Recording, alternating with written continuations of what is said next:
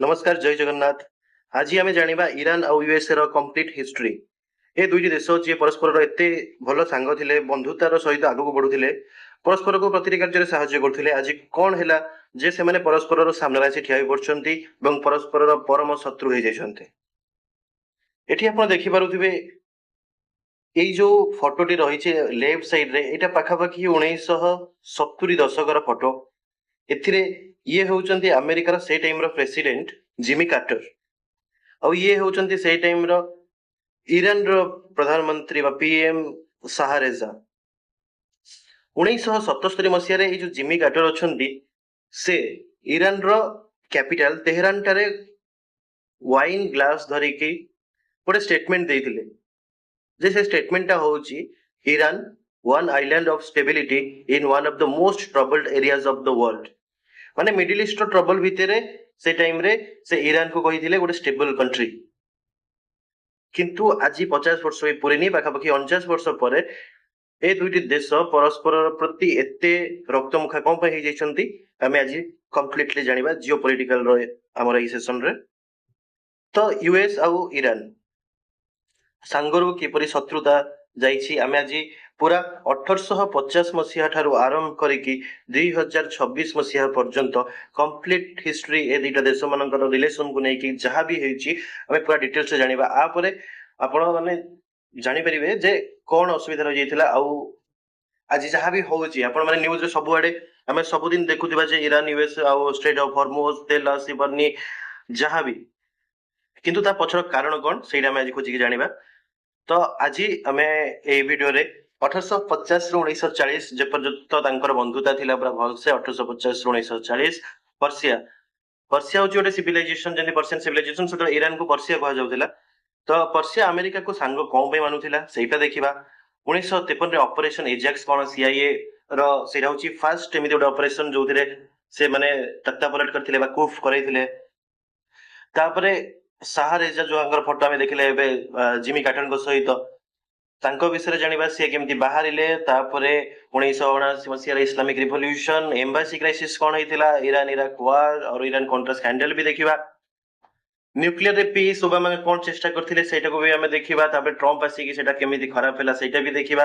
आउ एबे जोटा चलीची ऑपरेशन एपिक फ्यूरी यूएस और इजराइल कर जॉइंट ऑपरेशन जो एपिक फ्यूरी चलै चंदी से माने ईरान ऊपर जो जहां भी एबे अटैक कर चंदी से माने ऑपरेशन एपिक फ्यूरी सेटा भी हमें देखिबा। तार प्रभाव कोन पड़िबो आ हमको सेदरो कोन शिक्षा मिलबा कथा भारत को जियोपॉलिटिक्स हिसाब रे ताले सेटा भी हमें आलोचना करबा। तो हमें स्टार्ट करबा।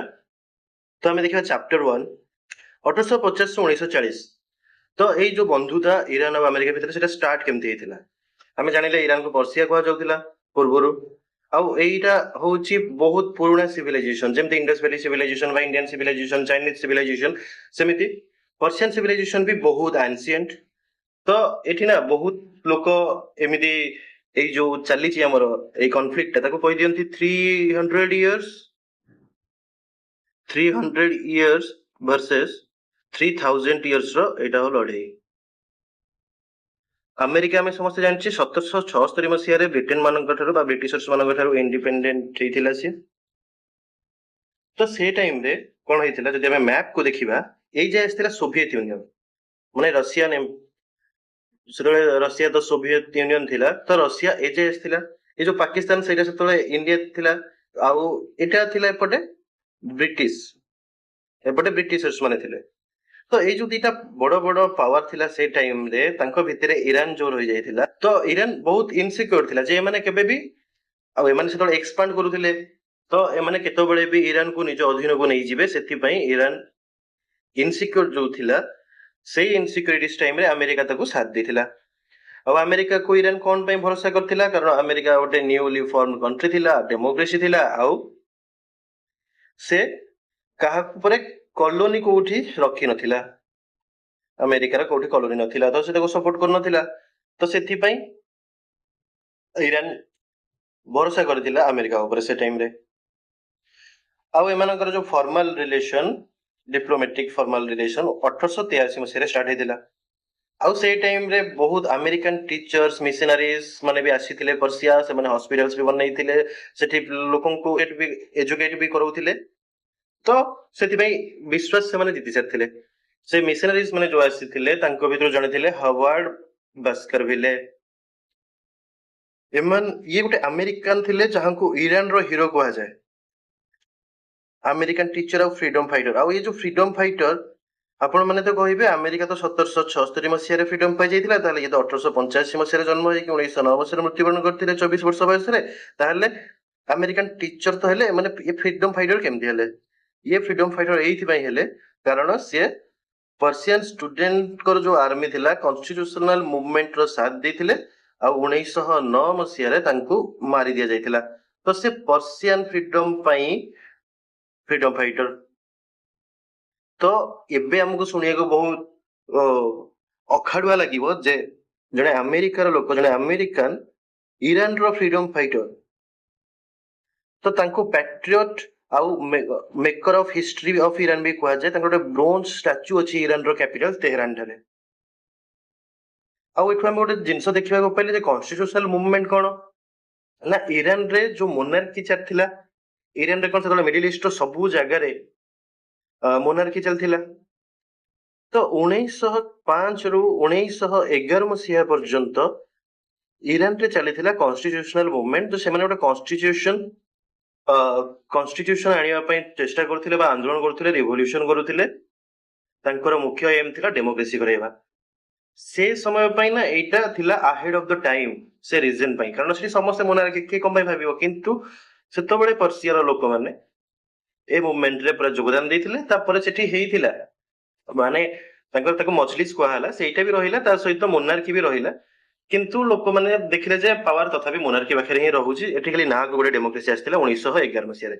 तो सेही जो मूवमेंट हेतिला से मूवमेंट रे हावर्ड सी बास्करविले मृत्युवरण करथिले। तो से होचंती अमेरिकन हेई कि भी से ईरान रो फ्रीडम फाइटर हिसाब रे कखाइतिला। आ एई सब जिंस ईरान रो विश्वास जीतिथिला, अमेरिका प्रति तांकर जो देखिबार नजरिया थिला सेटा पूरा बंधुत्वपूर्ण ही हे जाइतिला। तापरे हमें पढ़े आसी हमर चैप्टर 2 1953 मसीहा द बिट्रेयल। तो आमे देखिथिले जे पूरा भलो तो चलीथिला, से दी जणक भीतर संबंध निबिड़ होई चलथिला। किंतु 1953 मसीहा रे गोटे ऑपरेशन लॉन्च हेतिला। किए करथिला? CIA, central investigation agency of US. आ एथिरा ब्रिटिशर्स माने भी हमको साथ देथिले, ब्रिटिश सिक्रेट एजेंसी भी एथिरा तंको साथ देथिला। 19 अगस्त 1953 मसीहा रे ऑपरेशन एजैक्स करिकी डे लॉन्च हेतिला। किंतु एइटा कोन पई हेतिला ता पछरे हम तार के बैकग्राउंड स्टोरी जानिया पड़िबो। हम देखले जे 1911 मसीहा रे ना को मात्र जो डेमोक्रेसी आस्थिला सेटा सेमति चलीथिला, सेटा बहुत दिन पर्यंत एमति चलीला। किंतु 1951 मसीहा रे कोन हैला, मोसादेक करिकी जणे लोक जे कि बहुत पॉपुलराइज्ड हे जाइतिले, से 1941 मसीहा रु ही तांकर लोकप्रियता हवा स्टार्ट हेतिला। तो से 1951 रे डेमोक्रेटिक वे रे इलेक्शन लड़ी गई से हे जाइतिले पीएम ईरान रो। हमें देखिले ये होचंदी Mossadegh Mohammad Mossadegh prime minister 1951 रे से डेमोक्रेटिकली इलेक्टेड हेले। The man America toppled. तो मोहम्मद मोसादेक जे लोकंकर एते पसंद रो थिले, से तो प्राइम मिनिस्टर हेले, ताले असुविधा कोट रहिले ना से 1951 रे प्राइम मिनिस्टर होला परे डिक्लेयर करि दिले जे गोटे सेतबेଳ पर्यंत कोन होउथिला ना एंग्लो इरानियन ऑयल कंपनी थिला ब्रिटिशर मानंगर। सी कोन करूथिले ना हमर ऑयल जो एक्सट्रैक्ट करूथिले कोठो ईरान रो ऑयल एक्सट्रैक्ट करिकी से ईरान को पूरा प्रॉफिट रो बहुत बेयर मिनिमम अमाउंट पाखापाखि 16 रो 20% ही शेयर करूथिले। आउ इयरली बेसिस रे गोटे 20,000 यूरो दौथिले काहू ईरान को। किंतु सेतबेळे मोसादेक देखिले जे जगह होची ईरान रो, लोक जो काम करूछंती मैक्सिमम ईरान रो, ऑयल होची ईरान रो, किंतु प्रॉफिट के पाउची ब्रिटिशर माने पाउछंती। तो से कौन कले एंग्लो इरानियन ऑयल कंपनी जो थिला तांको बाहर कर देले, आउ कहले जे ईरान रो तेल ऊपर केवल ईरान रो अधिकार अछि। एइटू स्टार्ट हला निया लागिबा। गोटे जो निया से टाइम रे लागिथिला 1953 मसीहा रे, सेटा आजी पर्यंत जळुची। केमिति आमे देखिबा, किंतु एइटू ही स्टार्ट हेतिला। तो सेते लोकप्रिय थिले, तांको 1952 रे मैन ऑफ द ईयर भी कहैतिला टाइम मैगजीन तरफरु। ବହୁତ ନ୍ୟାସନାଲିଷ୍ଟିକ ଥିଲେ, କିନ୍ତୁ ଏଇଟା ବ୍ରିଟିଶର ମାନଙ୍କୁ ତ ପସନ୍ଦ ନଥିଲା, କାରଣ ତାଙ୍କର ପଇସା ଆସିବା ବନ୍ଦ ହେଇଗଲା। ଆମେରିକାକୁ ବି ଏଇଟା ପସନ୍ଦ ନଥିଲା, ଆଉ ଆମେରିକାକୁ ବି ବ୍ରିଟିଶର ମାନେ ସେ ଟାଇମରେ କଣ ହେଇଥିଲା, ଆମର ସରିଥିଲା ୱାର୍ଲଡ ୱାର 2 ସରିଥିଲା, ଆଉ କୋଲ୍ଡ ୱାର ଷ୍ଟାର୍ଟ ହେଇସାରିଥିଲା। Cold war starting cold war ହିଁ ଚାଲିଥିଲା। ଆମର ଗୋଟେ ପଟେ ଆମର ସୋଭିଏତ ୟୁନିୟନ ଥିଲା, ଗୋଟେ ପଟେ ସୋଭିଏତ ୟୁନିୟନ ଥିଲା, ଗୋଟେ ପଟେ ୟୁଏସ ଥିଲା। ତ ବ୍ରିଟିଶର ମାନେ ଯାଇକି ୟୁଏସ କୁ କହିଲେ ଯେ ମୋସାଦେକ ହଉଛନ୍ତି କମ୍ୟୁନିଷ୍ଟ, କିନ୍ତୁ ସିଆଇଏ ର ରିପୋର୍ଟ ଅନୁସାରେ ମୋସାଦେକ କମ୍ୟୁନିଷ୍ଟ ନଥିଲେ, କିନ୍ତୁ ବ୍ରିଟିଶର ମାନେ ତାଙ୍କୁ କହିଲେ। ଆଉ ସେ ଟାଇମରେ ଆମେରିକା ରିସ୍କ ନବାର ପୋଜିସନରେ ନଥିଲା। ଯଦି ସେ କମ୍ୟୁନିଷ୍ଟ ହେଇଯିବ, ମୋସାଦେକ ଯଦି କମ୍ୟୁନିଷ୍ଟ ହେଇଯିବେ, ତାହେଲେ ସେ କାହାକୁ ସପୋର୍ଟ କରିବେ? ସୋଭିଏତ ୟୁନିୟନକୁ। ଯଦି ସୋଭିଏତ ୟୁନିୟନକୁ ସପୋର୍ଟ କଲେ, ତାହେଲେ ଇରାନର ପୋଜିସନ ହଉଛି ଗୋଟେ ଷ୍ଟ୍ରାଟେଜିକ ପୋଜିସନ। ମ୍ୟାପରେ ଆମେ ଯଦି ଦେଖିବା, ଗୋଟେ ଷ୍ଟ୍ରାଟେଜିକ ପୋଜିସନ, ସେଟା ଏବେ ଆମେ ଜାଣିପାରୁଛେ ଷ୍ଟ୍ରେଟ ଅଫ ହରମୁଜ ବନ୍ଦ ହେଇସାରିଲା ପରେ। ଆଉ ସେ ଆଖପାଖରେ ସବୁ ଯାକ ଯେତେବେଳେ ବି ଅଏଲ ଏକ୍ସଟ୍ରାକ୍ଟ ହଉଥିଲା, ସେ ଆଖପାଖରେ ହଉଥିଲା। ତ ସେଇଟାକୁ ସେ ମାନେ ଆମେରିକା କୌଣସି ଚାନ୍ସରେ ବି ସୋଭିଏତ ୟୁନିୟନକୁ ଦବା ପାଇଁ ରାଜି ନଥିଲା। ତ ସେଥିପାଇଁ ସେମାନେ ଷ୍ଟାର୍ଟ କଲେ ଅପରେସନ ଏଜାକ୍ସ। ତାଙ୍କର ମେନ୍ ଏମ୍ ଥିଲା ଯେ ରେଜିମ ଚେଞ୍ଜ କରିବେ। ଏବେ ମାନେ ଆପଣ ସମସ୍ତେ ମାନେ ଜାଣୁଥିବେ ଯେ ଆମେରିକା ଏବେ କଣ କରୁଛି ନା, ତାକୁ ଇରାନରୁ ରେଜିମ ଚେଞ୍ଜ କରିବାର ଅଛି।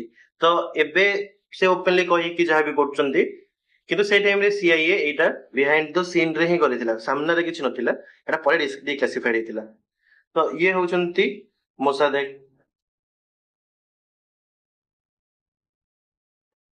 1951 ରେ ଇଏ ପ୍ରାଇମ ମିନିଷ୍ଟର ହେଲେ। 1951 ରେ ହିଁ ନ୍ୟାସନାଲାଇଜ କରିଦେଲେ ଅଏଲ କମ୍ପାନୀକୁ। 1953 ମସିହାରେ ଆମର ହେଲା ଅପରେସନ ଏଜାକ୍ସ। ସେଥିରେ ଆଙ୍କୁ ହଟେଇ ଦିଆଗଲା। ଆକୁ କୁହନ୍ତି coup, ତକ୍ତା ପଲଟ। ତ ଆମେ ଦେଖିବା ଅପରେସନ ଏଜାକ୍ସ। ତ ଏଇ ଯୋଉ ହେଇଥିଲା coup, ସେଟା କେମିତି ହେଇଥିଲା, ତକ୍ତା ପଲଟ କେମିତି ହେଇଥିଲା? ଯେତେବେଳେ ଆଙ୍ଗ୍ଲୋ ଇରାନିଆନ ଅଏଲ କମ୍ପାନୀ ଯେତେବେଳେ ବନ୍ଦ ହେଇଗଲା, ବ୍ରିଟେନ ସିଆଇଏ କୁ କହିଲା ଯେ ମୋସାଦେକ କମ୍ୟୁନିଷ୍ଟ, ସେ ସୋଭିଏତ ୟୁନିୟନକୁ ସପୋର୍ଟ କରିବେ ଆଗକୁ ଯାଇକି, ଯୋଉଟା କି ଆମ ପାଇଁ ଠିକ ହବନି। ସିଆଇଏ ତାପରେ ପ୍ଲାନ କଲା ଅପରେସନ ଏଜାକ୍ସ ର। କରମିଟ ରୋଜରବେଲ୍ଟ ଜୁନିୟର $1 ମିଲିୟନ ସେ ଟାଇମରେ ପ୍ରୋପାଗାଣ୍ଡା ଆଉ ବ୍ରାଇବ ଦେବା ପାଇଁ ୟୁଜ କରିଥିଲେ। କାହାକୁ? କ୍ରାଉଡ ମାନଙ୍କୁ। ଯେ ଗୋଟେ ଦେଶ ଯେତେ ବି ବଡ ହେଇଯାଉ, ସେଥିରେ ଏମିତି କୌଣସି ନା କୌଣସି ତ କିଛିଟା କିଛି ଲୋକ ବା ଏମିତି ସଂଗଠନ ବା ଏମିତି କିଛି ବି ମିଳିଯିବ ଯୋଉମାନେ ଅପୋଜ କରିବେ। ସେମାନେ ଗୋଟେ ପ୍ରୋପାଗାଣ୍ଡା ଫେଲେଇକି ତାଙ୍କର ଗୋଟେ ପର୍ସପେକ୍ଟିଭ ବିଲ୍ଡ କଲେ ଯେ ଇଏ ଦେଶ ପାଇଁ ଭଲ ନୁହେଁ, ଯାହା କରିକି ସେମାନେ କରିବାକୁ ସକ୍ସେସଫୁଲ ହେଇଗଲେ। ଆଉ ଇଏ କରମିଟ ରୋଜରବେଲ୍ଟ ଜୁନିୟର ଯିଏ ସିଏ ହଉଛନ୍ତି ଟେଡି ରୋଜରବେଲ୍ଟ, ଯିଏ କି ଆମେରିକାର ଏକ୍ସ ପ୍ରେସିଡେଣ୍ଟ ରହିସାରିଥିଲେ, ତାଙ୍କର ନାତି ହେବେ। ତ ଫେକ୍ ଡେମନଷ୍ଟ୍ରେସନ ହେଲା, ସିଆଇଏ ଲୋକଙ୍କୁ କିଣିଦେଲା, ତାଙ୍କ ନାଁରେ ଦଙ୍ଗା ହେଲା, ଆଣ୍ଟି ମୋସାଦେକ ରାଲିଜ କରାହେଲା, ଟୋଟାଲ କେଓସ କରିକି ଯୋଉ ଗୃହ ଯୁଦ୍ଧ କରନ୍ତି, ଗୃହ ଯୁଦ୍ଧ ଭଳି ସିଚୁଏସନ କରିଦେଲେ ଇରାନରେ। ସାହା, ଆମେ ଯୋଉ ଫାଷ୍ଟ ପେଜ ରେ ହିଁ ଯୋଉଟା ଫଟୋ ଦେଖିଥିଲେ ଆମେ ୟୁଏସ ପ୍ରେସିଡେଣ୍ଟଙ୍କ ସହିତ, ସାହା ରେଜା, ଇଏ ସେଇ ସାହା। ସେ ଗୋଟେ ଅର୍ଡର ସାଇନ କରିଥିଲେ ଅଗଷ୍ଟ 13। ଏଇ ସବୁ ଯୋଉ ଜିନିଷ ଚାଲିଥିଲା, 19 ଅଗଷ୍ଟ 1953 ମସିହାରେ ସିଆଇଏ ସକ୍ସେସଫୁଲ ହେଇଗଲା। ତାଙ୍କର ରେଣ୍ଟେଡ କ୍ରାଉଡ୍ସ ତେହେରାନରେ ଯାଇକି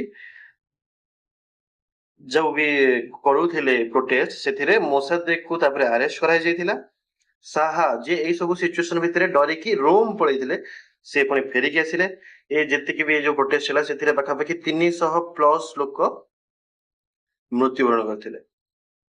ଆଉ ଏଇ ସବୁ ଜିନିଷ ଯୋଉ ଅପରେସନ ଏଜାକ୍ସ ର ଯାହା ବି ହେଇଥିଲା, ଏଇଟା ସେ ଟାଇମରେ ସିଆଇଏ ଆକ୍ସେପ୍ଟ କରିନଥିଲା ଯେ ଆ ପଛରେ ତାର ହାତ ଅଛି ବୋଲି। ଆଉ ସେଥିରେ ଅପରେସନାଲ ଲିଡର ଥିଲେ କିଏ? କରମିଟ ରୋଜରବେଲ୍ଟ, ଟେଡି ରୋଜରବେଲ୍ଟଙ୍କ ନାତି। ସିଆଇଏ ର ଗୋଟେ ଅଛି, ସେ 50-60 ବର୍ଷ ପରେ ସେ ଯୋଉ କ୍ଲାସିଫାଇଡ ଡକୁମେଣ୍ଟ ଗୁଡାକୁ ଡିକ୍ଲାସିଫାଇ କରନ୍ତି। ତ 2013 ରେ ଯାଇକି ସିଆଇଏ ଅଫିସିଆଲି ମାନିଲା ଯେ ଅପରେସନ ଏଜାକ୍ସ କରିକି ସେ ତକ୍ତାପଲଟ କରିଥିଲା ଇରାନରେ। ମୋସାଦେକକୁ ତାପରେ ଆରେଷ୍ଟ କରାଯାଇଥିଲା। ମୋସାଦେକଙ୍କୁ 3 ବର୍ଷ ତାପରେ ଜେଲରେ ରଖା ହେଇଥିଲା। ତାପରେ ସେ ଗୃହବନ୍ଦୀ ରହିଥିଲେ ଆଜୀବନ, ମୃତ୍ୟୁ ପର୍ଯ୍ୟନ୍ତ ସେ ଗୃହବନ୍ଦୀ ରହିଥିଲେ। ତ ନିଜ ଦେଶ ପାଇଁ ଲଢିଆରେ ତାଙ୍କୁ ଏଇ ଫଳ ମିଳିଥିଲା। 2013 ରେ ସିଆଇଏ ଡିକ୍ଲାସିଫାଇଡ କରିଥିଲା ତା ଡକୁମେଣ୍ଟ। ସେଇଠୁ ଜଣା ପଡିଥିଲା ଯେ କରମିଟ ରୋଜବେଲ୍ଟ ଜୁନିୟର, ସିଆଇଏ ଲିଡ୍ ଅପରେଟିଭ ଥିଲେ ଅପରେସନ ଏଜାକ୍ସ ର। ତ ସିଆଇଏ ଆମେ ଜାଣିଲେ ଯେ 19 ଅଗଷ୍ଟରେ ସେମାନେ ସକ୍ସେସ୍ ପାଇଗଲେ, କିନ୍ତୁ ସିଆଇଏ 18 ଅଗଷ୍ଟରେ ଷ୍ଟପ୍ କହିଦେଇଥିଲା, ଯେତେବେଳେ ଯଦି ତଥ୍ୟ ହଉନି ତାହେଲେ ସେ ଷ୍ଟପ୍ କହିଦେଇଥିଲା। କିନ୍ତୁ ରୋଜେବେଲ୍ଟ ମାନି ନଥିଲେ, ସେ ଇଗ୍ନୋର କରିଥିଲେ ତାକୁ, 19 ଅଗଷ୍ଟରେ ସକ୍ସେସଫୁଲ ହେଇଥିଲେ। ତ ଯେତିକି ବି ଡକୁମେଣ୍ଟସ ଆଭେଲେବୁଲ ଅଛି ସେଇଟା କୋଉଠି ଡାଇରେକ୍ଟଲି ବା ମାନେ ଅଥରାଇଜଡ ୱେରେ ଲେଖା ହେଇନି ଯେ ତାଙ୍କୁ ପ୍ରେସିଡେଣ୍ଟ କହିଥିଲେ ସବୁ କରିବାକୁ, କିନ୍ତୁ ଓବିୟସଲି ଏଟା ବହୁତ ସର୍ଟନ ମାନେ ଯେ ପ୍ରେସିଡେଣ୍ଟ ସେ ଟାଇମରେ ଯେ ଥିଲେ ଏଇସେନହାୱାର, ସେ ହିଁ ଏଟା କରିଥିଲେ। ତ ଏଇଠୁ ଯୋଉ ନିଆଁଟା ଲାଗିବା ଷ୍ଟାର୍ଟ ହେଇଥିଲା ସେଇଟା ଆଗାମୀ 70 ବର୍ଷ ଚାଲିବ, ଚାଲୁଛି, ଆଉ ସମାଧାନ ହେଇନି। ଏଥିରେ ନା ଯାହାବି ଟ୍ରଷ୍ଟ ବିଲ୍ଡ ହେଇଥିଲା ଏତେ ଦିନ ଧରି ଦୁଇଟି କଣ୍ଟ୍ରି ଭିତରେ, ସେଇଟା ଟୋଟାଲ ଭାଙ୍ଗିଗଲା। ତାପରେ ଲୋକମାନେ ରିଅଲାଇଜ କଲେ ଯେ ଆମ ପାଇଁ ଷ୍ଟାଣ୍ଡ ନେଇଥିଲା, ଡେମୋକ୍ରେଟିକ ୱେରେ ହିଁ ଜିତିଥିଲା, ତଥାପି ସିଆଇଏ ଆଉ ଆମେରିକା ମିଶିକି ତାଙ୍କୁ ହଟେଇ ଦେଇ ତାଙ୍କୁ ଜେଲରେ ପୁରେଇ ଦେଲେ, ମୃତ୍ୟୁ ପର୍ଯ୍ୟନ୍ତ ସେ ଜେଲରେ ରହିଲେ। ଏଇ ଡିସିସନଟା ହିଁ ନିଆଁ ଲାଗିବାର ମାନେ ମେନ୍ ଗୋଟେ କାରଣ ଥିଲା। ତାପରେ କହିଲି 1953 ମସିହାରେ ଶାହା ଯୋଉ ଆସିଲେ, ଶାହା ମହମ୍ମଦ ରେଜା ପଲ୍ଲଭୀ, ସେ ତାଙ୍କ ମୋନାର୍କିର ଲାଷ୍ଟ ଇଏ ଥିଲେ, ତାଙ୍କୁ ହେଡ୍ ଅଫ ଦ ଷ୍ଟେଟ୍ କରାଗଲା। ତାଙ୍କୁ ହେଡ୍ ଅଫ ଦ ଷ୍ଟେଟ୍ କରାଗଲା ପରେ ସେ ୟୁଏସଏ ର ଗୋଟେ ପପେଟ ହିସାବରେ କାମ କଲେ। ସବୁ ଯାକ ମାନେ ଅଏଲ ପୁଣି ଏକ୍ସଟ୍ରାକ୍ଟ କରାହେଲା, ୟୁଏସ ବ୍ରିଟେନ ମାନେ ଏଥିରୁ ଲାଭାନ୍ୱିତ ହେଲେ, ସେଟା ଚାଲିଲା। କିନ୍ତୁ ତାଙ୍କର ଗୋଟେ କାମ ଏଇଟା ଭଲ ଥିଲା ଯେ ରୋଡ, ଫ୍ୟାକ୍ଟ୍ରିଜ, ୟୁନିଭର୍ସିଟି ଏଗୁଡା ମଡର୍ଣ୍ଣାଇଜେସନ ସେ ଟାଇମରେ ହେଇଥିଲା, ଓମେନ ମାନଙ୍କୁ ବହୁତ ଇଣ୍ଡିପେଣ୍ଡେନ୍ସ ଦିଆଯାଇଥିଲା। ସେ ଟାଇମରେ ତେହରାନକୁ ନା ପ୍ୟାରିସ ଅଫ ମିଡିଲ ଇଷ୍ଟ କୁହାଯାଉଥିଲା, ଯେ ଏତେ ଡେଭଲପ ମାନେ ଯେହେତୁ ୱେଷ୍ଟର୍ଣ୍ଣ ପପେଟ ହେଇଯାଇଥିଲା, ତ ୱେଷ୍ଟର ବି କିଛିଟା ଇନଫ୍ଲୁଏନ୍ସ ରହିବ, ତ ୱେଷ୍ଟର ଇନଫ୍ଲୁଏନ୍ସ ଯୋଗୁ ମାନେ ଡେଭଲପମେଣ୍ଟ ହଉଥିଲା, କିନ୍ତୁ ସେଥିରେ ବି କିଛି ବି କନ୍ସ ବି ଥିଲା, ସେଟା ବି ଜାଣିବା। ଗୋଟେ ପ୍ରୋଜ କିନ୍ତୁ ସବୁ ହଉଛି ଏଗୁଡା। ନିକ୍ସନ ଯେ ସେ ଟାଇମରେ ମାନେ ପ୍ରେସିଡେଣ୍ଟ ଥିଲେ ଆମେରିକାର, ସେ ଖୋଲା ଛୁଟ ଦେଇଥିଲେ ଇରାନକୁ ଯେ ଯେକୌଣସି ୱେପନ ସେମାନେ କିଣିପାରିବେ। ଯାହା ବି ଏଇ ଟାଇମରେ ହେଇଥିଲା ସେଇଟା ଆଜିକା ସିଚୁଏସନ ଅନୁସାରେ କିଛି ବି ମ୍ୟାଚ୍ କରୁନି। ଆଜି ପୁରା ଦି ଜଣଙ୍କ ଭିତରେ ପୁରା 36 का आंकड़ा। ତ ତାଙ୍କୁ ନା ନ୍ୟୁକ୍ଲିୟର ରିଆକ୍ଟର ବି ଦେଇଥିଲା, ୟୁଏସଏ ଦେଇଥିଲା 1957 ରେ। ଏଇଟା କରିସାରିଲା ପରେ ଶାହାଙ୍କ ରାଜ ଟାଇମରେ ହିଁ ନ୍ୟୁକ୍ଲିୟର ରିଆକ୍ଟର ୟୁଏସଏ ନିଜେ ଦେଇଥିଲା, ଯୋଉଥିରେ ଏନରିଚମେଣ୍ଟ ହେଇପାରିବ ୟୁରାନିୟମ। ଆଉ ଏନରିଚମେଣ୍ଟ ଗୋଟେ ସର୍ଟନ ପଏଣ୍ଟ ଆସିଲେ ମନେକର 90% ଯଦି ଏନରିଚମେଣ୍ଟ ହେଇଯାଉଛି ତାହେଲେ ସେଥିରୁ ଆଟମ ବମ୍ ତିଆରି କରାଯାଇ ପାରିବ। ସେଟା ଷ୍ଟ୍ରଙ୍ଗ ମିଲିଟାରୀ ଆଉ ଇକୋନୋମି ତାଙ୍କର ଥିଲା। କିନ୍ତୁ ये जो शाह मोहम्मद रेजा पल्लवी ସବକ କରିକି ଗୋଟେ ସିକ୍ରେଟ ପୋଲିସ ରଖିଥିଲେ ତାଙ୍କର, ସେଟାକୁ ସିଆଇଏ ଟ୍ରେନିଂ ଦେଇଥିଲା। ତ ସେମାନେ ବହୁତ ଜିନିଷ କଣ୍ଟ୍ରୋଲ କରୁଥିଲେ, ଆଉ ଅପୋଜିସନକୁ ଟର୍ଚର ଆଉ ଆରେଷ୍ଟ କରୁଥିଲେ। ମାନେ ଆମେରିକା ଯେ ସବୁଆଡେ ଡେମୋକ୍ରେସି ହୁଏ, ସେ ଡେମୋକ୍ରେଟିକାଲି ଇଲେକ୍ଟେଡ ଗୋଟେ ପ୍ରାଇମ ମିନିଷ୍ଟରକୁ କଣ କରି ତଳେ ପକେଇ ବା ତାଙ୍କୁ ବନ୍ଦୀ କରି ଗୋଟେ ରାଜାଙ୍କୁ ହେଡ ଅଫ ଦ ଷ୍ଟେଟ କରାଇଲା। ଆଉ ରାଜାଙ୍କୁ ହେଡ ଅଫ ଷ୍ଟେଟ କରି ସାରିଲା ପରେ ଅପୋଜିସନକୁ କେମିତି ହ୍ୟାଣ୍ଡେଲ କରାହବ ବା ଆରେଷ୍ଟ କରାହବ, ଟର୍ଚର କରାହବ, ସେଥିରେ ବି ତାଙ୍କୁ ସାହାଯ୍ୟ କଲା। ଜର୍ଣ୍ଣାଲିଷ୍ଟ ଆଉ ଷ୍ଟୁଡେଣ୍ଟସ ମାନଙ୍କୁ ବି ତାଙ୍କ ବି ଆବାଜକୁ ଦାବି ଦିଆଗଲା।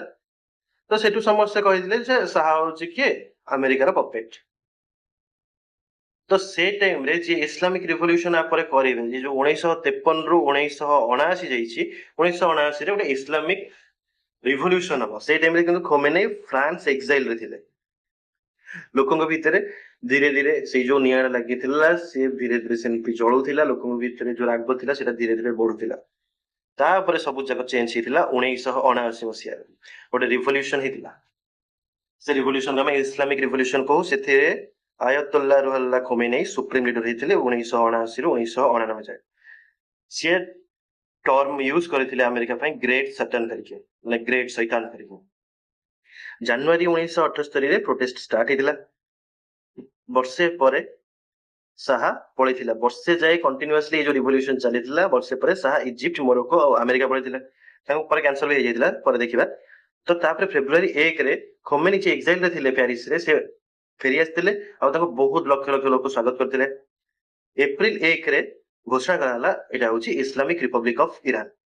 ତ ସେ ଦିନ ଠାରୁ ସବୁ ଯାକ ଚେଞ୍ଜ ହେଇଗଲା। ଯାହାବି ମଡର୍ଣ୍ଣାଇଜେସନ ଥିଲା, ଯାହାବି ଓମେନ୍ସ ମାନଙ୍କ ଇଣ୍ଡିପେଣ୍ଡେନ୍ସ, ଯାହାବି ତାଙ୍କୁ ଏକ୍ସଟ୍ରା ଦିଆଯାଇଥିଲା, ଯାହାବି ଥିଲା ସେଗୁଡା ସେ ଦିନଠୁ ବନ୍ଦ ହେଇଗଲା। କିନ୍ତୁ ଆମେରିକାର ବି ଯୋଉ ଥିଲା କଣ୍ଟ୍ରୋଲ, ସେଇଟା ବି ସେ ଦିନ ଠାରୁ ଟୋଟାଲ ପଳେଇଛି, ଆଉ ଆଜି ଯାଇ ବି ଆସିନି।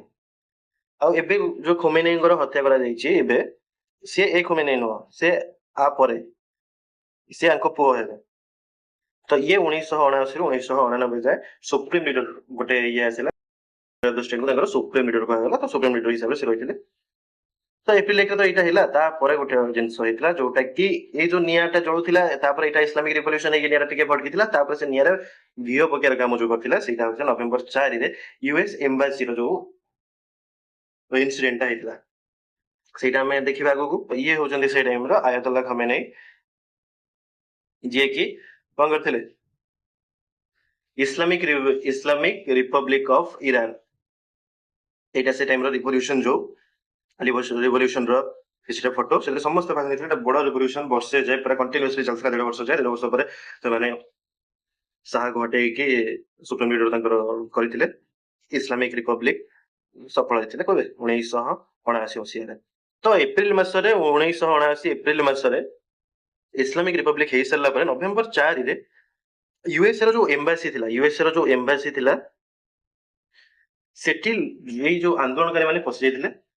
ତାଙ୍କର ଡର ଥିଲା ସିଆଇଏ ପୁଣି 1953 ରେ ଯେମିତି କରିଥିଲେ, କୁପ୍ କରିଥିଲେ ବା ଇଏ କରିଥିଲେ, ସେମିତି କିଛି ନ କରନ୍ତୁ। ତ ସେଥିପାଇଁ ସେ ଆମେରିକାନ ମାନଙ୍କୁ ରଖିବାକୁ ଚାହୁଁନଥିଲେ। ତ 52 ଆମେରିକାନ କୁ 444 ଦିନ ଯାଏ ହଷ୍ଟେଜ ରଖାଯାଇଥିଲା। 444 ଦିନ ମାନେ 1 year ଆଉ 4 months ପାଖାପାଖି। ୟୁଏସ ଏମ୍ବାସି ତେହରାନ ନଭେମ୍ବର 4 1979 ରୁ ଜାନୁଆରୀ 20 1981 ପର୍ଯ୍ୟନ୍ତ ଆମେରିକାନ ମାନଙ୍କୁ ହଷ୍ଟେଜ ରଖିଥିଲେ। ଏବେ ଆପଣ ଜାଣିଥିବେ ଯେ ଆମେରିକାର ଦିଟା ପାଇଲଟ ସେଠି ପଡି ଯାଇଥିଲେ ବୋଲି ଆମେରିକା କେତେ ଶକ୍ତି କେତେ ପଇସା ଖର୍ଚ୍ଚ କରିଦେଲା ନିଜ ନାଗରିକଙ୍କୁ ଫେରେଇ ଆଣିବା ପାଇଁ। ତ ସେ ଟାଇମରେ 52 ଜଣ ଆମେରିକାନ 444 ଦିନ, ବର୍ଷ 1.5 ବର୍ଷ ଯାଏ ଇରାନରେ ହଷ୍ଟେଜ ଥିଲେ। ସାହା ସେ ଟାଇମରେ ଆମେରିକା ପଳେଇଥିଲେ। ସାହା ତାଙ୍କର କ୍ୟାନ୍ସର ଟ୍ରିଟମେଣ୍ଟ ଚାଲିଥିଲା। ତ ସିଆଇଏ ର ମୁଁ ଯାହା କହିଲି, କୁପର ଯୋଉ ଡର ଥିଲା ସେ ଆଉଥରେ ତକ୍ତାପଲଟ ନ କରନ୍ତୁ, ତ ସେମିତି କରିଥିଲେ। ତ ତାଙ୍କ ସୁପ୍ରିମ ଲିଡର ଖମେନେଇ ବି ଯୋଉ ଆୟତୁଲ୍ଲା ଖମେନେଇ ସେ ବି ତାଙ୍କର ସାଥ ଦେଇଥିଲେ। ସେ ଟାଇମରେ ଯୋଉ ଫାର୍ଷ୍ଟ ପେଜରେ ହିଁ ଆମେ ଦେଖିଥିଲେ ଜିମି କାର୍ଟର, ଯିଏ କହିଥିଲେ ଯେ ଇରାନ ହଉଛି ଗୋଟେ ଷ୍ଟେବଲ କଣ୍ଟ୍ରି। ତାଙ୍କର ପ୍ରେସିଡେନ୍ସି ଥିଲା ସେଇ ଟାଇମରେ। ତାପରେ ରେଗାନ 1980 ମସିହାରେ ଜିତି ସାରିଲା ପରେ 1981 ମସିହାରେ ସେ ହଷ୍ଟେଜ ମାନଙ୍କୁ ମୁକୁଳେଇଥିଲେ ବା ଛଡେଇଥିଲେ। ଆଉ ଏଥିରେ 8 ଜଣ ୟୁଏସ ସୋଲଜର, ରେସ୍କ୍ୟୁ ମିଶନ ଯୋଉ ଫେଲ ହେଇଥିଲା ଏଥିରେ 8 ଜଣ ୟୁଏସ ସୋଲଜର ବି ମୃତ୍ୟୁବରଣ କରିଥିଲେ। ଏଇଟା ସେଇ ଟାଇମର ପିକ୍ଚର 1979 ମସିହା, ସେ ଯୋଉ 1979-80 ମସିହାର ଏମ୍ବାସିକୁ ଯେତେବେଳେ ସେମାନେ ଘେରିକି ସେଥିରେ ଆମେରିକାନ ମାନଙ୍କୁ ହଷ୍ଟେଜ ରଖିଥିଲେ। ତ ଟାଇମ ଲାଇନ ଅନୁସାରେ ଆମେ ଦେଖିବା ଯେ କଣ କଣ ହେଇଥିଲା ସେ ଟାଇମରେ। 300 ରୁ 500 ଇରାନିଆନ ଫାଷ୍ଟ କଣ କଲେ, ନଭେମ୍ବର 4 ରେ ୟୁଏସ ଏମ୍ବାସିକୁ ଘେରିକି ତା ଭିତରେ 66 ଆମେରିକାନ ମାନଙ୍କୁ ହଷ୍ଟେଜ କରିଦେଲେ। ତାପରେ ନଭେମ୍ବର 14 10 ଦିନ ପରେ ଜିମି କାର୍ଟର ଇରାନର ଯୋଉ ଆସେଟ ଥିଲା $12 ବିଲିୟନ ସେଇଟା ୟୁଏସ ବ୍ୟାଙ୍କରେ ଯୋଉ ଥିଲା ତାକୁ ସେ ଫ୍ରିଜ କରିଦେଲେ। ତ ଖୋମେନେଇ 13 ହଷ୍ଟେଜ ମାନଙ୍କୁ ଛାଡି ଦେଇଥିଲେ। ତାପରେ ନଭେମ୍ବର 17 ତାରିଖରେ, ତାର 3 ଦିନ ପରେ ଓମେନ ଆଉ ଆଫ୍ରିକାନ ଆମେରିକାନ ଯୋଉ ଥିଲେ ତାଙ୍କୁ ସେ ଛାଡି ଦେଇଥିଲେ। ତାପରେ 1 ଏପ୍ରିଲ 24 ରେ 1980 ଏପ୍ରିଲ 24 ରେ ଅପରେସନ ଇଗଲ କ୍ଲ ଲଞ୍ଚ କଲା ଆମେରିକାନ ଆର୍ମି ରେସ୍କ୍ୟୁ ଆଟେମ୍ପ୍ଟ କରିବା ପାଇଁ। 3ଟା ହେଲିକପ୍ଟର ୟୁଜ କରିଥିଲା, ସେଟା ଖରାପ ହେଇଗଲା, ମିଶନ ଆବର୍ଟ ହେଇଯାଇଥିଲା। ତା ପରଦିନ ସେମାନେ ଗୋଟେ ହେଲିକପ୍ଟର ଆଉ C-130 ପ୍ଲେନ ନେଇକି ଯାଉଥିଲେ, ସେଥିରେ ଗୋଟେ କଲିଜନ ହେଇଥିଲା। ସେ କଲିଜନରେ 8 ଜଣ ସୋଲଜର ବି ମରିଯାଇଥିଲେ। ଏଇଟା ଗୋଟେ ନ୍ୟାସନାଲ ହ୍ୟୁମିଲେସନ ଥିଲା। ସେ ଟାଇମରେ କୋଲ୍ଡ ୱାର ବି ଚାଲିଥିଲା, ସେଇଟାକୁ ବି ଆମକୁ ଆଖି ଆଗରେ ରଖିବାକୁ ପଡିବ। ତ କୋଲ୍ଡ ୱାର ଚାଲୁଥିବା ଟାଇମରେ ଗୋଟେ ଇରାନ ଗୋଟେ ଦେଶ ଯୋଉଥିରେ ଗୃହ ଯୁଦ୍ଧ ଚାଲିଥିଲା, ସେ ଏତେ ଷ୍ଟେବଲ ବି ନଥିଲା, ହେଲେ ସେ ଆମେରିକାକୁ ଏମିତି ପାଣି ପିଆଇ ଦେଇଥିଲା ଯେ 444 ଦିନ ପର୍ଯ୍ୟନ୍ତ ଆମେରିକାନ 50+ ଆମେରିକାନ ସିଟିଜେନ୍ସ ମାନଙ୍କୁ ସେ ହଷ୍ଟେଜ ରଖିଥିଲା। ଆଉ ଏମାନେ 2 ଦିନରେ 2ଟା ମିଶନ ତାଙ୍କର ଫେଲ ହେଇଯାଇଥିଲା। ତ 1980 ମସିହାରେ ତାପରେ ସାହାରେ ଯୋଉ କ୍ୟାନ୍ସର ପାଇଁ ଯାଇଥିଲେ ଆମେରିକା, ଇଜିପ୍ଟରେ ତାଙ୍କର ମୃତ୍ୟୁ ହେଇଯାଇଥିଲା। ତାପରେ ଜାନୁଆରୀ 20 ରେ ରେଗାନ ଆସିଲା ପରେ ଏ ହଷ୍ଟେଜ ମାନଙ୍କୁ ପାଖାପାଖି 444 ଦିନ ପରେ ରିଲିଜ କରାଯାଇଥିଲା। ତାପରେ ଏ ଦିଟା ଦେଶର କୌଣସି ବି ରହିଲାନି ଡିପ୍ଲୋମେଟିକ ରିଲେସନ।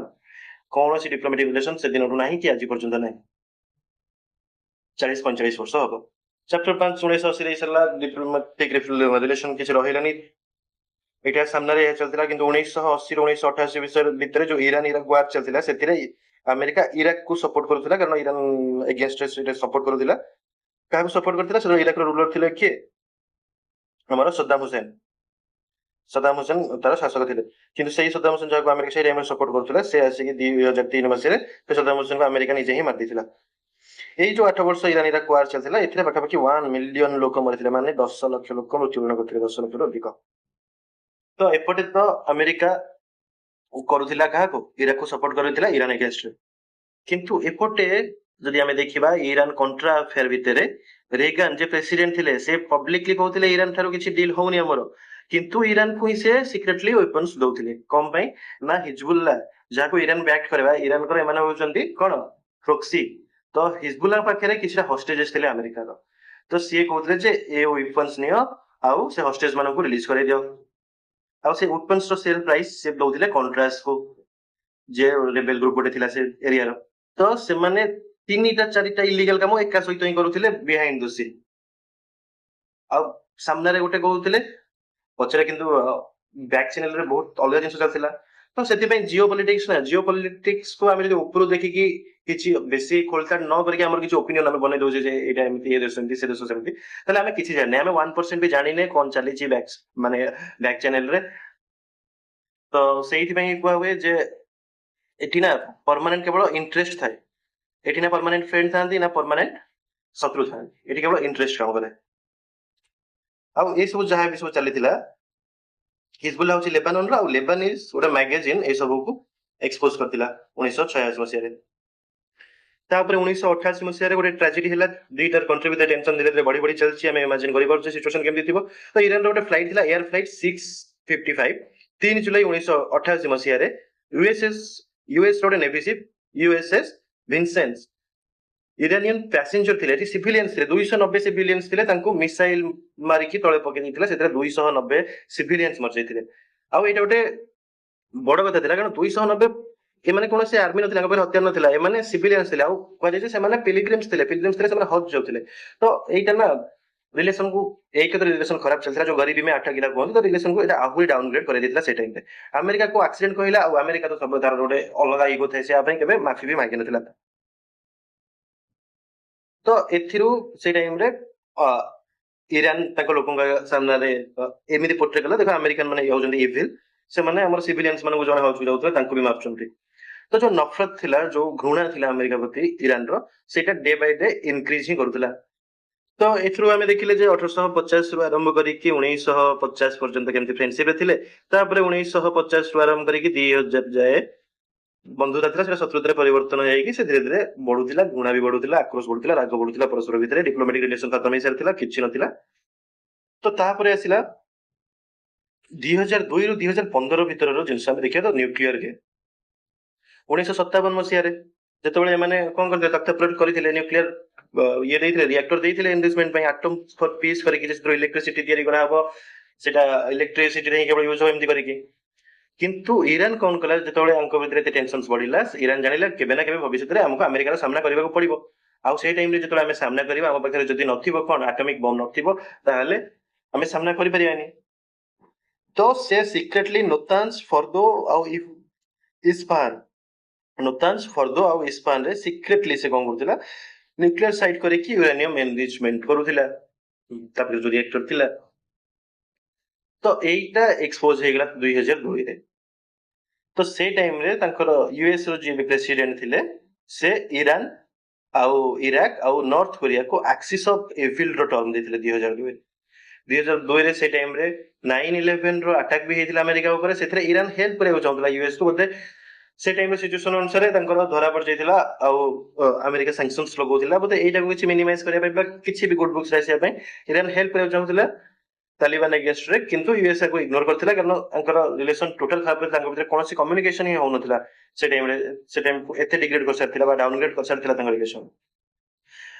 ତ ଏମିତି ଚାଲିବା ଭିତରେ 2013 ମସିହାରେ ଓବାମା ଆଉ ରୋହାନୀ ଡାଇଲଗ ଷ୍ଟାର୍ଟ ହେଲା, ପ୍ରଥମ ଥର ପାଇଁ ଜେନୁଇନଲି ଏତେ ବର୍ଷ ପରେ, ପାଖାପାଖି 40 ବର୍ଷ ପରେ ଡାଇଲଗ୍ସ କୁ ଆସିଲେ ଦିଟା ନେସନ। ଆଉ 2015 ମସିହାରେ JCPOA ସାଇନ୍ ହେଲା, ପାଖାପାଖି ମାନେ 2013ରେ ଷ୍ଟାର୍ଟ ହେଇଥିଲା, 2015ରେ ସାଇନ୍ ହେଲା, ମାନେ 20 months, ପାଖାପାଖି 20 months ର ନେଗୋସିଏସନ୍ସ ପରେ JCPOA ସାଇନ୍ ହେଇଥିଲା। JCPOA କଣ ସେଇଟା ଆମେ ଜାଣିବା ନେକ୍ସଟରେ। ତ JCPOA ହଉଛି joint comprehensive plan of action, ଏଟା ଭିଏନା ଅଷ୍ଟ୍ରିଆରେ ଜୁଲାଇ 14, 2015ରେ ସାଇନ୍ ହେଇଥିଲା। ଏଥିରେ P5+1 କଣ୍ଟ୍ରି ପାର୍ଟିସିପେଟ କରିଥିଲେ, ତାଙ୍କ ଇଏରେ ହେଇଥିଲା ତତ୍ତ୍ୱାବଧାନରେ। P5 କିଏ, ଆମର USA, UK, France, Russia, China, ତା ସହିତ ଜର୍ମାନୀ ଆଉ ୟୁରୋପିଆନ ୟୁନିୟନ, ତାଙ୍କ ଉପସ୍ଥିତିରେ ଏଇଟା ଯୋଉ ସାଇନ୍ କରାଯାଇଥିଲା। ଏଥିରେ ଇରାନ କଣ ପ୍ରମିସ କଲା ଆଉ ଆମେରିକା କଣ ପ୍ରମିସ କଲା ଦେଖିବା। ଇରାନ ପ୍ରମିସ କଲା ଯେ ଆମେ ୟୁରାନିୟମ ଏନରିଚମେଣ୍ଟ କୁ 97% ରିଡ୍ୟୁସ କରିଦବୁ।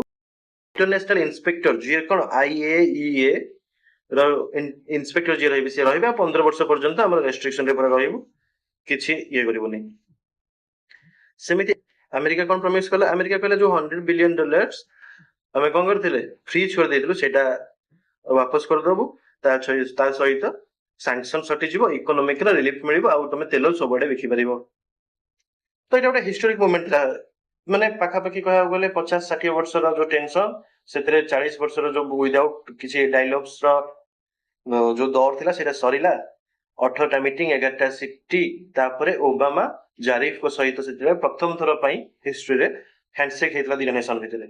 तो आर्म्स कंट्रोल एक्सपर्ट जो थे कहया अनुसार ये गोटे एमितिया डील थिला जोटा कि गोटे पोटेंशियल वार आउ मे भी सेटा एस्केलेट हे पारता न्यूक्लियर वार को, गोटे पोटेंशियल वार टा अटकी गला इथिरे जो JCPOA साइन हेतिला 2015। तो एठी तो जिंस सुधुर थिला तापर हमें पुणी आसी पहुंचले केमती एबे जो सिचुएशन रे अछि। चैप्टर 7 हमें देखिया जे जो जिंस सुधुरी आस्तला सेटा पुणी खराब केमती हला। तो JCPOA रु ट्रम्प एग्जिस्ट करियले। यूएस रो रूल अच्छी जे तांकर प्रेसिडेंट दी थर ही मैक्सिमम हे परिबे, तो ओबामा दी थर हे सारथिले, तो तापर ट्रम्प जीति गेसथिले। तो ट्रम्प 2018 मे रे JCPOA रो बाहरी गले। एथरे यूरोप रशिया चाइना समस्त को अपोज करथिला, ईरान साउथ थिला, किंतु से तो ट्रम्प तो से बाहरी टाइम रे कहथिले एटा होची worst deal of history, worst deal in history कहि कि मे 8 2018 रो गोटे एग्जीक्यूटिव ऑर्डर साइन करि कि JCPOA रो एग्जिट कर दैथिले। तो 2019 रे ईरान कहला अमेरिका पर भरोसा करि हेबनी, एमती जेमान तो गारंटी दउनांती फ्यूचर रे सेमती आउ के आसीबो, तो तांकर कोन डिसीजन रहइबो सेटा किछि ठीक रहइबनी। तो से पुणी यूरेनियम एनरिचमेंट स्टार्ट कर देले। तापर जनवरी 3 2020 मसिया रे से ट्रम्प को कार्यकाल टाइम रे कसिम सुलेमानी जे कि ईरान रो IRGC जो अछि, IRGC रो जनरल थिले, इरानियन रिवोल्यूशन आर्मी जो ताको बागदाद एयरपोर्ट रे यूएस ड्रोन स्ट्राइक रे मार देला। तो आर रिटेलिएशन रे जनवरी रे ही ईरान कोन कला, इराक रे जो मिलिटरी बेसिस थिला सेठी बैलिस्टिक मिसाइल छाडिला। तो एटा ଗୋଟେ पूरा वार हबा ऊपर ही आसी जाइतला सेतळे भी सिचुएशन। तापर 2020 पर ठारू ईरान JCPOA रो सब रेस्ट्रिक्शन हटै दिला, आउ से जो एक्सपर्ट्स मान थिले 15 वर्ष जो प्रॉमिस करथिला सेगुडा सब हटि गला। तापर से यूरेनियम एनरिचमेंट लागि गला पुणी दिला। तो जो आशा स्टार्ट हेतला 2015 रु जे ए कॉन्फ्लिक्ट सरी गला, 2020 रु 2018 रु सेटा पुणी स्टार्ट हेला। एटा 3 वर्ष रो गोटे ब्रेक थिला केवल। एटा होची जनवरी 3 रो से जो घटना यो जो जनरल कासिम सुलेमानी IRGC कोर्ट्स रो जे सब गोटे पावरफुल मिलिटरी मैन थिले तांको माने मार देथिले ड्रोन हमले रे। तापर ईरान बैलिस्टिक मिसाइल रे अटैक करिथिला, आउ ए माने एनरिचमेंट करि कि 60% रे पहुंच जाइथिले। 90% रो 95% जाय जदी एनरिचमेंट पहुंची गला ताहाले एटम बम बनै परिबो गोटे कंट्री। तो एबे में पढै छै चैप्टर 8 को 2025-26 the war operation epic fury. US और इजराइल मिसी की एबे जो ऑपरेशन चली चंती तना होचे ऑपरेशन एपिक फ्यूरी। फरवरी 28 2026 रे हंड्रेड्स ऑफ इरानियन साइट्स को स्ट्राइक करले, माने जॉइंट ऑपरेशन रे जो न्यूक्लियर साइट तांकर थिला जोटा एक्सपोज हेतला मची रे फर्दो नतांज और इस्फहान ताको कंप्लीटली डिस्ट्रॉय कर देले। तांको supreme leader Ayatollah Ali Khamenei जे कि 1989 रे फास्ट जो थिले खमेनी, तांको परे ये जो आउ जने खमेनी आस्थिले 37 वर्ष शासन करथिले, तांको मारि दिले सुप्रीम लीडर को। तांकर ऑयल क्राइसिस स्टार्ट हे गला। तो ईरान कोन कला, ईरान पाखरे हम ए पर्यंत नाही कोन इंटरकॉन्टिनेंटल बैलिस्टिक मिसाइल ICBM। तो ये अमेरिका मेनलैंड को तो हिट करि परिबोनी। तो ये इजराइल, बहरीन, कतार, कुवैत, UAE ये आखो पाखरे जोटी भी अमेरिका रो थिला मिलिटरी बेसेस सेठी अटैक करे स्टार्ट कला। एटा होची एठी इजराइल, एठी होची हमर पैलेस्टाइन। एठी जो छोटो देश अछि लेबानन सेतर अधा बसी गेलानी इजराइल, ताकर अलगा चलछि सेटा परे के देखिबे। तो ईरान तो अमेरिका को अटैक करि परिबोनी, से एठी ए जो गल्फ कंट्रीज रहला, बहरीन जो एठी बहरीन रहला, एठी कथि बहरीन एठी छोटोटा हा, एठी छोटोटा होची बहरीन, एटा होची कतार, UAE, सऊदी अरब आ लेबानन रे भी तो एठी सब अटैक कला। आ एटा होची स्ट्रेट ऑफ हॉर्मुज, गोटे हॉर्मुज आइलैंड अछि। आ स्ट्रेट ताको कह जे दुईटी बड़ कोन जल भाग को जो गोटे पतला जगहटा जॉइन करिथाय ताको स्ट्रेट ऑफ हॉर्मुज कह जाय। सेमते एठी आ गोटे भी स्ट्रेट अछि। तो एई दीटा स्ट्रेट देई कि ऑयल मैक्सिमम, वर्ल्ड रो मैक्सिमम ऑयल एई बारे ट्रेड हुए। ଆଉ ଏଥିରୁ ଇଣ୍ଡିଆର ବି 20% ରୁ 25% ଅଏଲ ଆମର ଏଠୁ ଆସେ। ଜାପାନର ସେମିତି ଏଇ ଷ୍ଟ୍ରେଟ୍ ଦେଇକି 80% ଅଏଲ ଯାଏ। ତ ଏଇଟା ଗୋଟେ ଷ୍ଟ୍ରାଟେଜିକ୍ ପଏଣ୍ଟ ଯାହା ସେ ବ୍ଲକ୍ କରିଦେଇଛି, ସେଥିରେ ମାଇନ୍ସ ପକେଇ ଦେଇଛି। ତ ଏଇଟା ଖୋଲା ହବ କି ନ ହବ ସେଥିପାଇଁ ଏବେ ଚାଲିଛି ନେଗୋସିଏସନ ବହୁତ ଜୋରରେ। ଯାହା ବି ଆପଣ ତ ମାର୍ଚ୍ଚ 2026ରେ ପ୍ରେସିଡେଣ୍ଟ ଟ୍ରମ୍ପ ତାଙ୍କର ଏଇଟା ଡିକ୍ଲେୟାର କରିଥିଲେ ଷ୍ଟ୍ରେଟ୍ ଅଫ୍ ହର୍ମୋଜ ଯୋଉଟା ଥିଲା 20% ଅଫ୍ ଅଏଲ ଯୋଉପଟେ ପାସ୍ କରେ ସେଇଟା ଗୋଟେ ଚୋକ୍ ପଏଣ୍ଟ ଥିଲା, ସେଇଟାକୁ ଇରାନ କ୍ଲୋଜ କରିଦେଇଛି। ତ ଇଣ୍ଡିଆକୁ କଣ ଫରକ ପଡିବ? ଇଣ୍ଡିଆ 80% ଅଏଲ ନିଜର ଇମ୍ପୋର୍ଟ ହିଁ କରେ ମିଡିଲ ଇଷ୍ଟରୁ, ବିଭିନ୍ନ ଜାଗାରୁ। ରଷିଆରୁ କେବେ ଆଣୁଛି ମାନେ ଅଧିକ ଟାଇମ ମାନେ ଅଧିକ ଆଣୁଛି କମ ପ୍ରାଇସରେ। ତ ପ୍ରାଇସ୍ ଏପର୍ଯ୍ୟନ୍ତ ବଢିନି, କିନ୍ତୁ ଏଇଟା ଯଦି କନଫ୍ଲିକ୍ଟ ଯଦି କଣ୍ଟିନ୍ୟୁ କରେ, ଯେମିତି ଗୋଟେ କନଫ୍ଲିକ୍ଟ ଷ୍ଟାର୍ଟ ହେଇଥିଲା ୟୁକ୍ରେନ ଆଉ ରଷିଆର, ସେଇଟା ଆସି 4 ଇୟର୍ସ ଉପରେ ହେଇସାରିଲାଣି, ଯଦି ଏଇଟା ବି ସେମିତି ଚାଲେ ତାହେଲେ ବହୁତ ଜଲ୍ଦି ଏ ପ୍ରାଇସ୍ ବି ବଢିବାର ସମ୍ଭାବନା ବହୁତ ଅଧିକ ଅଛି। ଏବେ ଅଏଲର ମାନେ କ୍ରୁଡ ଅଏଲର ବାଇଂ ପ୍ରାଇସ୍ ଆମର ଅଧିକ ଅଛି, ବାଇଂ ପ୍ରାଇସ୍ ଅଧିକ ଅଛି, କିନ୍ତୁ ଆମର ଟ୍ୟାକ୍ସ ଯେହେତୁ ସେ କଟ୍ କରୁଛନ୍ତି ଗଭର୍ଣ୍ଣମେଣ୍ଟ, ସେଥିପାଇଁ ଆମର ଷ୍ଟେବଲ ଅଛି ଏପର୍ଯ୍ୟନ୍ତ 100 ଆରାଉଣ୍ଡ ହିଁ ଅଛି ପ୍ରାଇସ୍। ତ ପେଟ୍ରୋଲ ପ୍ରାଇସ୍ କିନ୍ତୁ ଥରେ ବଢିଯିବ ତାହେଲେ ସବୁ ପ୍ରାଇସ୍ ବଢିଯିବ। ଆଉ ଆମର ଗୋଟେ ଇମ୍ପୋର୍ଟାଣ୍ଟ ଥିଲା ଚାବାହାର ପୋର୍ଟ, ଇରାନର କୋଷ୍ଟରେ ଚାବାହାର ପୋର୍ଟ ଆମେ ଦେଖିଲେ ଯେ ସେ ଲାଇନରେ ଯେହେତୁ ଆମର ଏତେ ଅଏଲ ଯାଉଛି ସେପଟେ ଇମ୍ପୋର୍ଟ ଏକ୍ସପୋର୍ଟ ବା ଟ୍ରେଡ୍ ହଉଛି, ସେଟା ଗୋଟେ ଇମ୍ପୋର୍ଟାଣ୍ଟ ପଏଣ୍ଟ ଷ୍ଟ୍ରାଟେଜିକ୍ ଲୋକେସନ, ସେଠି ଆମେ ଗୋଟେ ମିଶିକି ବିଲ୍ଡ କରୁଥିଲେ ଇରାନ ସହିତ ଚାବାହାର ପୋର୍ଟ। ସେଇଟାର କମ୍ପ୍ଲିସନ ଏବେ ରିସ୍କ ପଳେଇ ଆସିଲା, ଯେପର୍ଯ୍ୟନ୍ତ କନଫ୍ଲିକ୍ଟ ନ ସରିଛି ସେଇଟା ହେଇପାରିବନି। ତ ସେଠି ଆମର ମିଲିୟନ୍ସ ଅଫ ଡଲାର୍ସ ଇନଭେଷ୍ଟ ହେଇକି ରହିଛି, ତ ସେଇଟା ବି ଇଣ୍ଡିଆ ପାଇଁ ଗୋଟେ ହେଡାକର ଜିନିଷ। ତ ଇଣ୍ଡିଆର ଷ୍ଟ୍ରାଟେଜିକ୍ ଅଟୋନୋମି ଆମେ ଦେଖିବା, ଇଣ୍ଡିଆ ଇରାନ ଉପରେ ଡିପେଣ୍ଡ କରେ କଣ ପାଇଁ? ଅଏଲ ଇମ୍ପୋର୍ଟ କରୁଛି, ଚାବାହାର ପୋର୍ଟ ପ୍ରୋଜେକ୍ଟ ଅଛି, ଆଉ ହିଷ୍ଟୋରିକ୍ ଟ୍ରେଡ୍। ଇଣ୍ଡିଆ ତ ମାନେ ଇରାନ ବା ପର୍ସିଆ ସହିତ ତ ଆମର ଟ୍ରେଡ୍ 1000-1500 ବର୍ଷ ପୁରୁଣା। ଆମେରିକା ସହିତ ସମ୍ପର୍କ ଖରାପ କରି ହବନି, କଣ ପାଇଁ ନା ଡିଫେନ୍ସ ଡିଲ୍ ଅଛି, ଷ୍ଟ୍ରାଟେଜିକ୍ ପାର୍ଟନର କ୍ୱାଡରେ ବି ଦି ଜଣ ମିଶିକି ଅଛନ୍ତି, ଟେକ୍ରେ କୋଅପରେସନ ଅଛି। ରଷିଆ ସହିତ ସମ୍ପର୍କ ଖରାପ ବି କରିବା କଥା ନୁହେଁ, କାରଣ ବହୁତ ଟ୍ରଷ୍ଟେଡ ଆଉ ହିଷ୍ଟ୍ରିରେ ପ୍ରୁଭେନ୍ ସାଙ୍ଗ ଗୋଟେ କଣ୍ଟ୍ରି ହଉଛି ଆମର ରଷିଆ। ଡିସକାଉଣ୍ଟେଡ ଅଏଲ ବି ମିଳୁଛି, S-400 ମିସାଇଲ ମିଳୁଛି, ଡିଫେନ୍ସ ଇକ୍ୱିପମେଣ୍ଟ ମିଳୁଛି। ତ ଇଣ୍ଡିଆ ବହୁତ ଷ୍ଟ୍ରାଟେଜିକାଲି ଖେଳୁଛି ଏଠି, ଷ୍ଟ୍ରାଟେଜିକ୍ ଅଟୋନୋମିକ ସହିତ। କାହାର ସାଇଡ୍ ଫୁଲି ନେଇ ବି ପାରିବନି, ଆଉ ନ୍ୟୁଟ୍ରାଲ ରହିବା ଯେତେ ଗଭୀର ହେଇଯିବ, ଯେତେ ଅଧିକ ଟାଇମ ଯାଏ ଚାଲିବ, ଏଟା ନ୍ୟୁଟ୍ରାଲ ରହିବା ବିଷୟରେ କଷ୍ଟ। ତ ପୁରା ଏ 170 ବର୍ଷକୁ ଆମେ ଗୋଟେ ଯଦି ଟାଇମ ଲାଇନରେ ଦେଖିବା, 1883ରେ ଅଫିସିଆଲି ଡିପ୍ଲୋମାଟିକ ରିଲେସନ ଷ୍ଟାର୍ଟ ହେଲା, 1950 ଯାଏ 1953 ମସିହାରେ ଯୋଉ ବିଟ୍ରେଲ ହେଇଥିଲା, ସିଆଇଏର coup ହେଇଥିଲା। ତାପରେ 1857ରେ ନ୍ୟୁକ୍ଲିୟର ରିଆକ୍ଟର କିନ୍ତୁ ଦେଇଥିଲା, ଏଇ ଯୋଉ coup ପରେ ଆମେରିକା ନିଜେ ହିଁ ଦେଇଥିଲା। 1979 ମସିହାରେ ତାପରେ ରିଭଲ୍ୟୁସନ ହେଇଥିଲା, ଇସଲାମିକ ରିଭଲ୍ୟୁସନ, ଇସଲାମିକ ରେଜିମ୍ ତାପରେ ରହିଥିଲା। 1983ରେ ବମ୍ବିଂ ହେଇଥିଲା। 1988 ମସିହାରେ ସେ ଯୋଉ 290 ଲୋକଙ୍କୁ ସିଭିଲିଆନ୍ସ ମାନଙ୍କୁ ଆମେରିକା ମିସାଇଲ ମାରିକି ମାରି ଦେଇଥିଲା ତାଙ୍କ ନେଭିରୁ। 1986 ମସିହାରେ ଇରାନ କଣ୍ଟ୍ରା ସ୍କାଣ୍ଡେଲ ହେଇଥିଲା। 2015ରେ JCPOA ହେଇଥିଲା, 2018ରେ ଏକ୍ଜିଷ୍ଟ ହେଇଥିଲା, 2020ରେ सोलेमानी को मार ଦେଇଥିଲେ, ଆଉ 2026ରେ ୱାର ଷ୍ଟାର୍ଟ। ତ ଏଇଟା ଗୋଟେ ରଫଲି କିନ୍ତୁ ସବୁ ଯାକ ଇମ୍ପୋର୍ଟାଣ୍ଟ ଟାଇମ ଲାଇନ ରହିଲା, ଆଉ ଏଠି କି ଡକୁମେଣ୍ଟ ଆଉ ଏଭିଡେନ୍ସେସ୍ ବି ରହିଲା। ତ ବ୍ରିଟିଶ ପ୍ରାଇମ ମିନିଷ୍ଟର ଗୋଟେ କହିଥିଲେ, ଆଉ ଏଇଟା ଜିଓ ପଲିଟିକ୍ସରେ ନା ଏଇଟା ବହୁତ ହି ଅଧିକ ୟୁଜ ଗୋଟେ ଜିନିଷ, ଯେ ଜିଓ ପଲିଟିକ୍ସରେ କେହି ବି ପରମାନେଣ୍ଟ ସାଙ୍ଗ ନୁହଁ କି କେହି ପରମାନେଣ୍ଟ ଶତ୍ରୁ ନୁହଁ, କେବଳ ତ ଥାଏ ଯଦି କେବଳ permanent interest. There are no permanent friends in geopolitics, there are no permanent enemies in geopolitics, there are only permanent interests in geopolitics। ସେଟା ଲର୍ଡ ପାମରଷ୍ଟନ କହିଥିଲେ, ବ୍ରିଟିଶ ପ୍ରାଇମ ମିନିଷ୍ଟର 1848 ମସିହାରେ। ଆଉ ଏଇଟା ଆଜିକା ଡେଟରେ ପ୍ରୁଭେନ ବି ସବୁବେଳେ ଏମିତି ହିଁ ଜିଓପଲିଟିକ୍ସ ଚାଲେ। ତ ଆମେ ଆଜି ପୁରା 170 ବର୍ଷର ଷ୍ଟୋରି ଜାଣିଲେ, ଯେ ଦୋସ୍ତି କେମିତି ଷ୍ଟାର୍ଟ ହେଲା, ବିଟ୍ରେଲ କେମିତି ହେଲା, ୱାର କେମିତି ଷ୍ଟାର୍ଟ ହେଲା, ଡିଲ୍ କେମିତି ହଉଥିଲା, ତାପରେ ପୁଣି କେମିତି ୱାର ଷ୍ଟାର୍ଟ ହେଲା, କମ୍ପ୍ଲିଟ ହିଷ୍ଟ୍ରି ଆମେ ଜାଣିଲେ। ଆଜି ପଟରେ ଆମେ ନ୍ୟୁଜ ଦେଖିବା ତାହେଲେ ଆମେ ପୁରା ଭଲସେ ଜାଣିପାରିବା ଯେ ଆଜି ଯାହା ହଉଛି ସେଟା କେବଳ ଆଜି ଗୋଟେ ଦିନର ଘଟଣା ନୁହଁ, କି ଗୋଟେ ମାସର ଘଟଣା ନୁହଁ, କି ଗୋଟେ 10 ବର୍ଷର ଘଟଣା ନୁହେଁ, ଏଇଟା ବହୁତ ପୂର୍ବରୁ ଚାଲି ଆସିছে। ଯେ ଆମେ ଏଇଠି ଦେଖିଥିଲେ, ଏଇଠି ଯୋଉ ରହୁଛି ଏଇ ଏରିଆରେ ଆମର ଇସ୍ରାଏଲ ରହୁଛି, ତ ଇରାନ ଆଉ ଇସ୍ରାଏଲ ଏମାନେ ବହୁତ ବଡ ଏନିମି। ତ ଇସ୍ରାଏଲ ଇରାନକୁ ଭାବେ ନିଜର ଏକ୍ଜିଷ୍ଟେନ୍ସ ପ୍ରତି ସେ ଥ୍ରେଟ ଗୋଟେ, ଆଉ ଇରାନକୁ ଯଦି ଇସ୍ରାଏଲ ପାଖରେ ଅଛି ଆଟମ ବମ୍, ତାହେଲେ ଆମେ ବି ସେଫ୍ ନୁହେଁ, ଆମକୁ ବି ଆଟମ ବମ୍ ରଖିବାକୁ ପଡିବ। ଯେମିତି ୱାର୍ଲଡ ୱାର 2 ଟାଇମରେ ଆମେ ଦେଖିଥିଲେ, ୟୁରୋପଟା ହେଇଥିଲା ଫିଲ୍ଡ, ଆଉ ସେଇଠୁ ନେଇକି ସବୁ ବଡ ବଡ ଦେଶ ଆରି ଭିତରେ ଯୁଦ୍ଧ ଚାଲିଥିଲା, କିନ୍ତୁ ୱାର୍ଲଡ ୱାର ହେଇଥିଲା। ତ ଏବେ ଫିଲ୍ଡ ସଜି ଯାଇଛି ଏଠି, ଆଉ ଏ ଯୋଉ ସିଚୁଏସନରେ ଫସି ଯାଇଛି କଣ୍ଡିସନ, ଏଇଟା ନିୟର ଫ୍ୟୁଚରରେ ତ କିଛି ଏହାର ସଲ୍ୟୁସନ ଦେଖାଯାଉନି। ଯଦି ହବ ହଁ 5 ବର୍ଷ ମ୍ୟାକ୍ସିମମ୍, ଯଦି କିଛି ବି ସିଚୁଏସନ ହୁଏ ନା 5 ବର୍ଷ ହବ, ତାପରେ ପୁଣି ହିଁ ଯାହା ଥିଲା ସେମିତି, କାରଣ କିଛି ପରମାନେଣ୍ଟ ସଲ୍ୟୁସନ ହିଁ ମାନେ ବାହାରନି। ଏଥିରେ କିଛି ଏକ୍ସଟ୍ରିମ ଡିଲ୍ସ କରିବାକୁ ପଡିବ, ତାକୁ ରାଜି କରିବାକୁ ପଡିବ, ସେଟା କିନ୍ତୁ ପସିବଲ ହିଁ ନୁହେଁ। ତ ଏଟା ହେଇପାରିବନି ଏବେ ମୋଷ୍ଟ ପ୍ରୋବାବଲି, କିନ୍ତୁ କିଛି କହିହବନି ଫ୍ୟୁଚରରେ କଣ ହବ। तो यूएस और ईरान दोस्त से दुश्मन तक हम आज पढ़ले 1850 ରୁ 2026 ମସିହା ପର୍ଯ୍ୟନ୍ତ ଡିଟେଲ୍ସ ରେ। ତ ଆପଣଙ୍କୁ କଣ ଲାଗୁଛି ଯେ 2015 ମସିହାରେ ଯୋଉ ଡିଲ୍ ଟା ଓବାମା ଆଣିଥିଲେ JCPOA,